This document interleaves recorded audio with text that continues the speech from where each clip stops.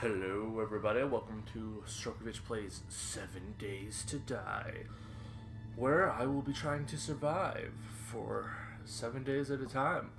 If you've never played this game, it's mighty fun. It might not be for everybody, but I'm loving it. I've been playing it for like the last 3 days straight. I'm going to be doing something a little different with this series. Instead of my normal 30-minute time slot, I'm going to be doing 10 to 15-minute episodes. To make it more accessible for people who don't have 30 minutes to sit and watch a new episode every day. Alright, so let's just jump right in. That's who I usually use, but I actually bought one of the skin packs and I'm going to use it. And I'm going to be Lee because Lee is fucking badass. I will be doing a private game?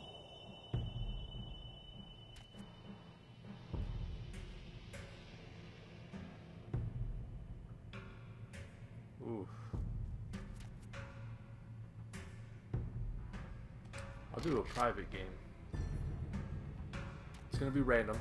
I don't want to start in the first world because I've already played that on like 2 separate occasions.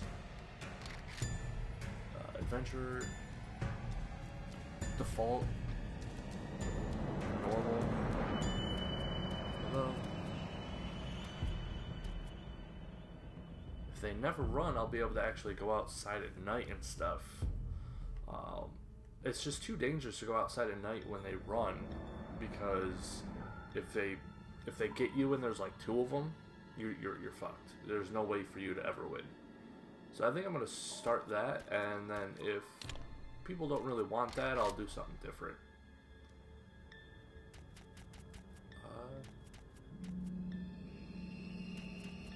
Yeah, I'll just leave all that normal.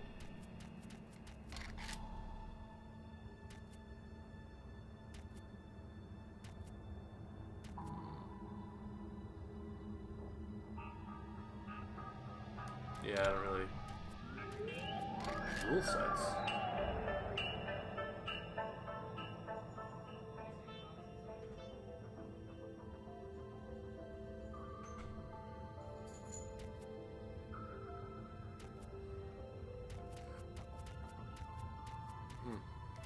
I don't know. I'm not going to pick anything for that. I'm just going to leave that. Alright, so let's jump right in and let's do this. Well, I might as well go with my name.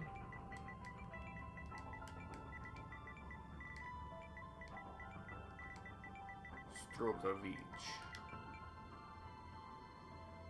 Yes, that is the correct spelling. I always have to double check because there's so many weird letters and stuff in that one. So for those of you who don't know, this game came to consoles a little while ago. I don't actually know when, but it came, I think around June maybe.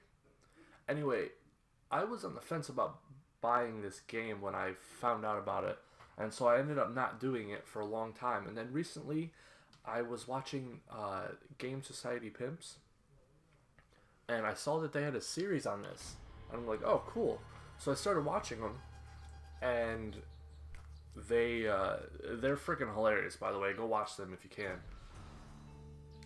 And they made it seem so fun that I was like, dang, I want to play this. And I saw that it was on PS4, and it was for, what is it? Only $30. So I was like, hell yeah, $30. I could do that. So I picked it up, and I've been playing it for like the last 3 days, and it's freaking awesome. I'm gonna do my best to, like, because not only will this be kind of like a, you know, just a let's play, I'll be explaining as much as I can, because this game does shit for telling you how to actually play. One by one, my family has gotten the game and started playing over the last 3 days, and I've basically been the mentor or whatever, because I started first and figured all this stuff out by myself, because I had literally like a whole day of playing ahead of them, and like just things they don't explain. Like they're like, oh, gather plant fibers, but then they don't really explain that these are plant fibers and that you get them by punching them.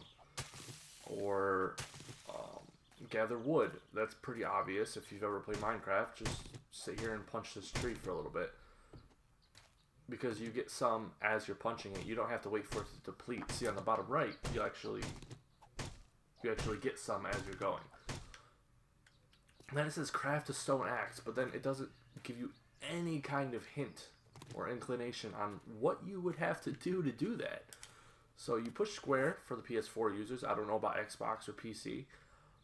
And tools. Stone axe. Now, every time you start a new game on the console version, you get this little tutorial here. And I always find it very useful to do, even if you know how to play, because you get a skill point at the end of it. And that's very useful. Now, it's asking me to make some clothes. You just gotta get some more plant fibers. In the beginning, picking up those small stones you see, very useful. Because before you get a stone axe, the only way for you to get stone is that way, or punching this for like an hour. Now, see, if you're using the stone axe on these small boulders, you get stone and iron when you're doing it. So that's why I always look for these first, because I find them to be more beneficial in the long run to mine over the large rocks. Because the large ones, you only get iron once you deplete a small part of it. Alright, let me get some more wood. I just want to make sure we got a lot of supplies here in the beginning. Even though, because it's at night, or I made it where zombies don't run at night, I'll be doing stuff 24/7 now, instead of just hiding out in my house at night. Because that's how my game is. I'm basically spending the daylight hours doing stuff, and then once it hits around 22, also known as like 10 o'clock, I believe, I just kind of sit in a house and do nothing until 6 a.m. And that's boring to watch, you know. That's boring to watch. No one would want to watch that. So I'm gonna make sure to try to do as much as I can all the time. Always be doing something for you guys. Getting some feathers. The empty bird's nests there, they're very nice for feathers, because feathers are what you use to make arrows. Now, I used to think arrows and bows were freaking pointless until I looked at the stats, and it does do about... Oh, I hear a zombie. It does do a lot more than, say, this axe. Alright, try to hit her in the head here. Came to the wrong neighborhood. Now, these ones, these putrid girls, they usually carry some kind of food or drugs, I believe. Now, the reason why I just chopped her up like that is because I got animal fat, rotting flesh, and a large bone. Now, rotting flesh, you probably don't want to eat for the most part, but if you're really desperate, you could always throw that on you. Oh, I am bleeding, so I'm going to use that healing item that I had, which sucks. Okay. These guys are probably the toughest common zombies. You find them pretty much everywhere, and they're the ones that take the most to kill at all times. Those are painkillers right there. They heal you, dehydrate you by 1. They slowly heal you over time. It's a slow overtime effect, but it dehydrates you too. So, all right, I'm gonna get another axe here because I just broke mine. Axes are not what you use for fighting at all. But I haven't gotten to the part where it's asking me to make a club yet, so I don't have one. Now, when you're doing the tutorial, make sure you don't make the hat, because it won't count the hat, it wants the hood. Every single time, I make the hat. It's so annoying. There. I'm just making all these, because right now I am completely naked except for my underwear. In the game. And in real life. Maybe. You don't know. I'm collecting this cotton because I can make bandages with it and splints. And since I have a tendency to break my leg in this game, I want splints as much as possible. Oh. Look at that, more painkillers. Now paper, while it does has uses, I don't need it.